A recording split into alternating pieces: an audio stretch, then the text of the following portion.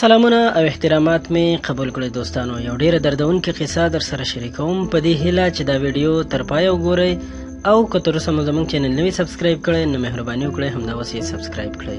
کریم جان د غلام سخي د دکان مخې ته پر وړه څوکۍ ناست و.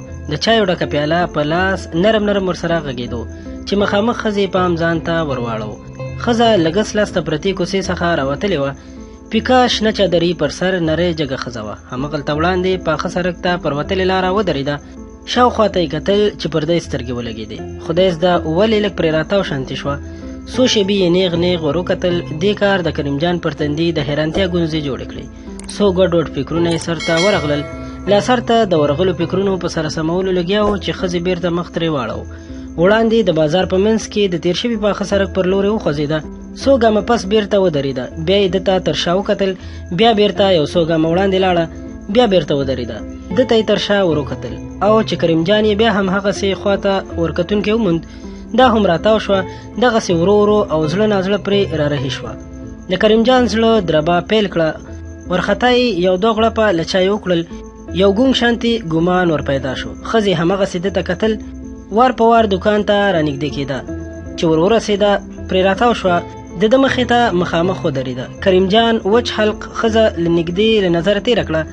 دلته له نږدې دومره جګه ورته نه ایسېده، خو نری او ډنګره اوس هم وه.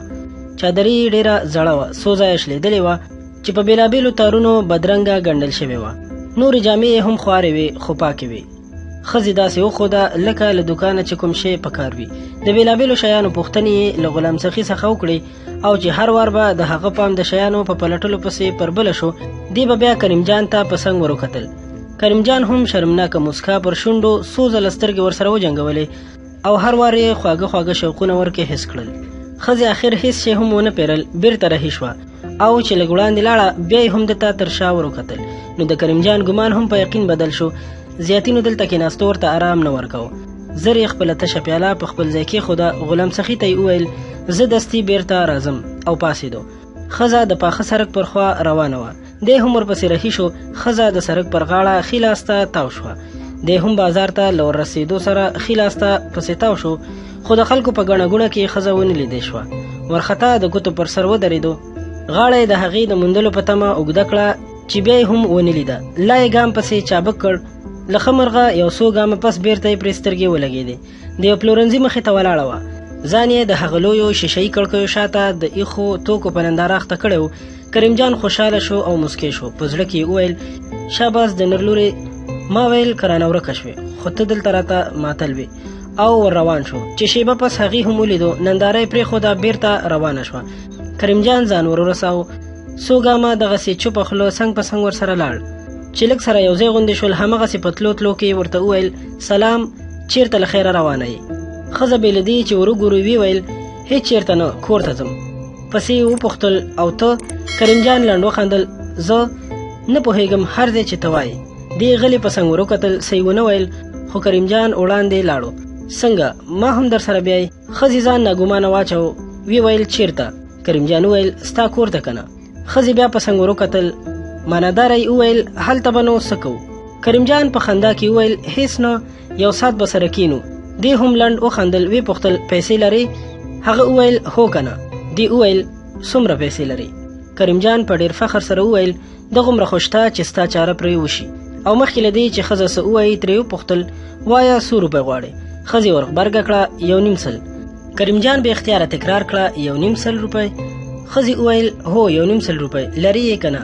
کریم جان نارامه سټ وګراو. وچونګېدو. خود یې لرم خو دا پیسې لږې ډېرې نه دي.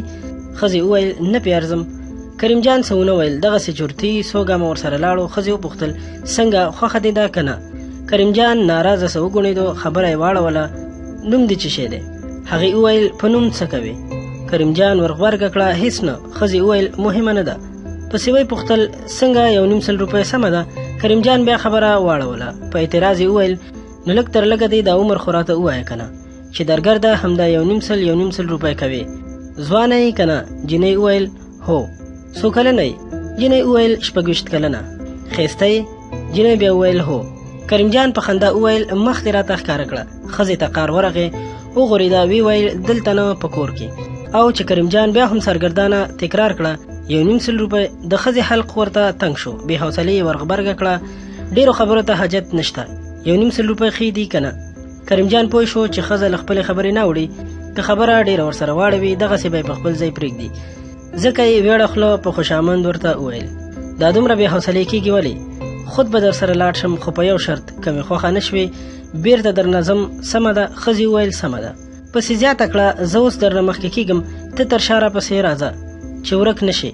کریم جان د سر په خوځولو ورته ښه وکړل خو ښځه لا نه وه ترې رهي شوې چې ویې پوښتل ګوره څوک میړه میړه خو به نه لري چې بتره په جنجال ورسره ککړ نه شو.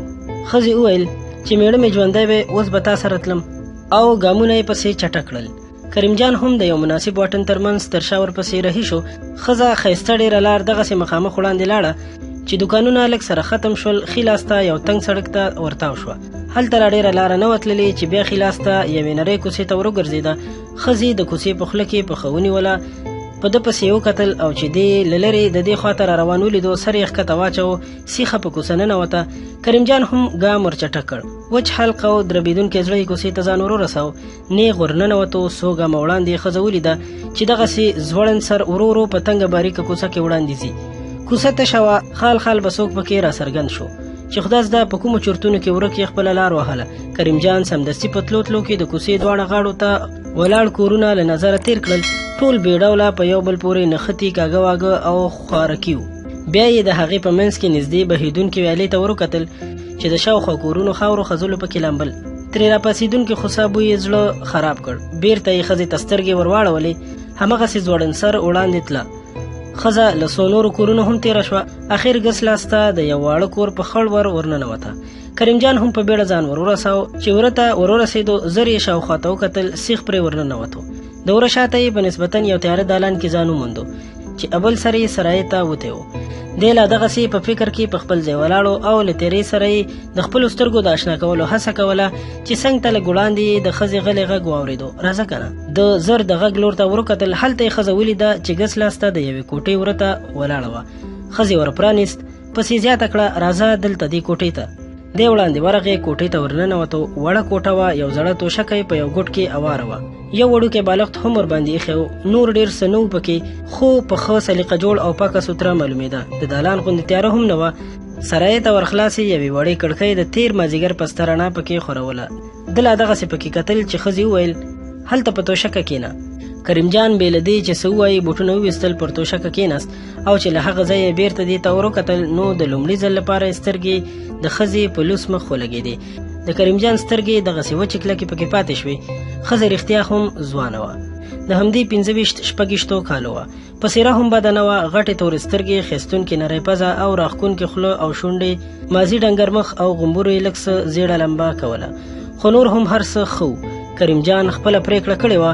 خوشحاله سترګې وځلېدې. نرۍ موسکا یې پر شونډو وغوړېده او چې ښځې وپوښتل څنګه ځې که پاتې کېږې؟ همغسې موسکۍ شونډې وویل پاتې کېږم. دا ځواب په ښځه هم ښه ولګېدو. ویړه خوله پرې راوړاندې شوه او ویې ویل سمه ده نو راکه اول پیسې. کریم جان لاس کړ. 1 سلګون او 1 50 ګون یې ښځې ته ورکړ.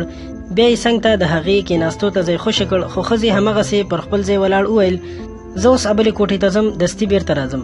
او څو کریم جان څه ویلو ته خوله راسموله ښځه بیا له کوټې وتلې وه. ښځه په بیړه د سرای په ابل سر کې پرتې کوټې ته ورغله چې یوه وړه نجلۍ پکې ویده وه. یو زوړ بوډا یې تر څنګ ناست و. بوډا خواشینی او نارامه معلومېدو. د دې په ورننوتو یې اندېښمن پاس وروکتل. ښځې په ځای کې د پرتې نجلۍ په تندي لاس کېښودو او ویې ویل څنګه ده جینۍ ته به یې لا نه ده شلېدلې؟ بوډا سر وڅنډه. نه لورې همغسې سره تبه ده. ښځې د جینۍ په خلیجن سر لاس راکاږو. غلې پرې تاوده غومبورې ښکل کړل. بیا یې بوډا ته وویل ها دا پیسې واخله دستي بازار ته لاړ شه څه دوا موا ورته واخله. که پیسې پاتې شوې لږ خواړه هم در سره راوړه. بیا یې زړه کلوشه په پښو کړه. لرګینه خیرنه لکړه یې تخرک ته واچوله. په احتیاط له کوټې ووت. ښځې څو ځلې نور هم د نجلۍ په مخ او سر لاس راکاږو. پر مخ او تندي یې ښکل کړه. وروسته له هغه ځای پاڅېده. لمدې سترګې پاکې کړې او ابلې کوټې ته ورغله. دوستانو کله چې بیکاري زیاته شي د واک چارې نااهلو ته وسپارل شي بیا به داسې ناخوالې کیږي. په دې هیله چې د دې کیسې په مقصد به پوه شوي یاستئ. که غواړئ چې تاسو سره نور هم دغسې په زړه پورې کیسې او نور په زړه پورې معلومات شریک کړو نو مهرباني وکړئ زموږ چینل در سره همدا اوس سبسکرایب کړئ. دا ویډیو لایک کړئ او خپل ملګرو سره هم شریکه کړئ. ډیره مننه.